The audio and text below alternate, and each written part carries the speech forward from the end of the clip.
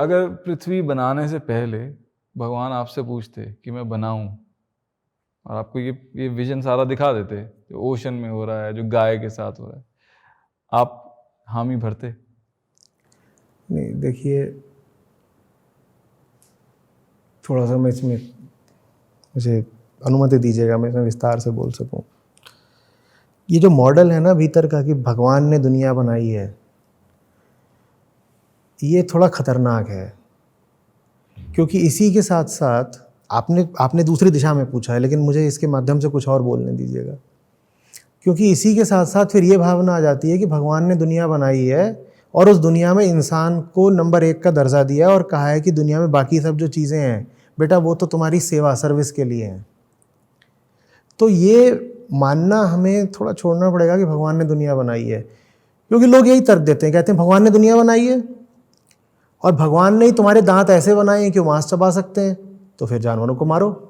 तो भगवान ने दुनिया बनाई है और भगवान ने तुम्हारी आंतें और भीतर का पाचन तंत्र ऐसा बनाया है कि वो मांस पचा सकता है, तो जानवरों को मारो, क्योंकि ये तो भगवान की मर्जी है कि तुम जानवरों को मारो।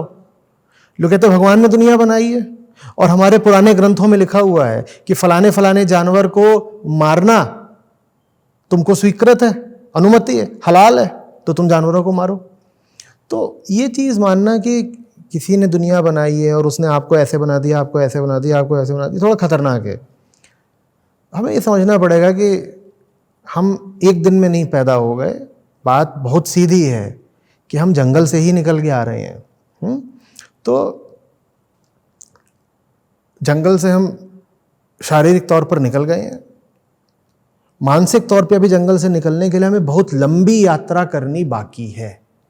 चूंकि अभी वो यात्रा बाकी है, इसीलिए उस तरह के सारे हमको कुकृत्य देखने पड़ रहे हैं जो अभी हमें दिखाई पड़ रहे हैं।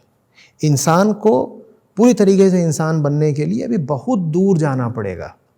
और इस पूरे रास्ते में ये ज़रूर होगा कि कुछ असाधारण एक्स्ट्राऑर्डिनरी लोग होंगे जो कि अतीत में भी हुए हैं, आगे भी होते रहेंगे, जो ज़्यादा तेज़ी से अपनी यात्रा पूरी कर लेंगे।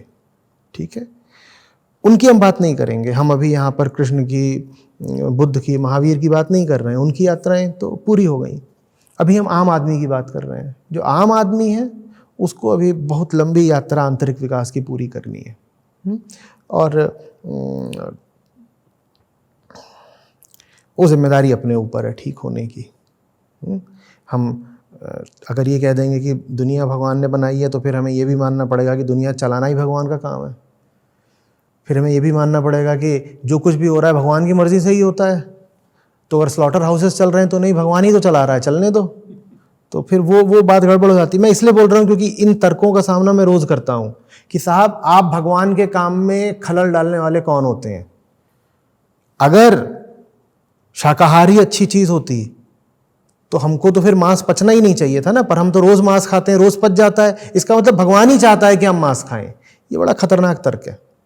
अगर आपके पास एक ऑप्शन रहती कि पृथ्वी हो या एक और चांद बन जाए, तो आप कौन सी ऑप्शन चूज करते? अभी जैसी पृथ्वी है उसको मैं देख रहा हूँ और उसको ठीक करना मेरी जिम्मेदारी है, क्योंकि उसका बाशिंदा मैं हूँ।